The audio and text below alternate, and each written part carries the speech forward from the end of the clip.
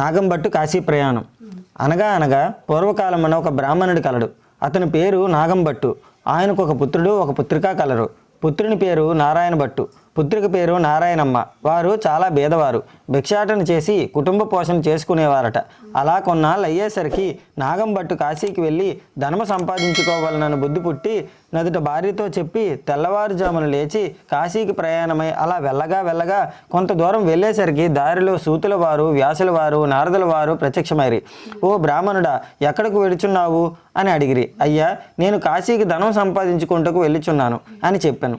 అప్పుడు వారు, వెర్రి బ్రాహ్మణుడా, కాశీకి వెళితే నీకు ధనము ఎవరైనా మూటగట్టి ఇత్తురా? కాశీకి వెళితే గంగా స్నానం దొరుకుతుంది, విశ్వేశ్వరుల దర్శనం దొరుకుతుంది, అన్నపూర్ణ దర్శనం దొరుకుతుంది. కానీ కాశీకి వెళ్తే నీకు ధనం మూటగట్టి ఇస్తారా? మేము ఒక కథ చెబుతాము, వింటావా అని అడిగినారు. మీరు ఏ దేవుని కథో చెప్పవలసింది మహానుభావ, అది ఏమి కథ వివరించండి స్వామి అని వేడుకు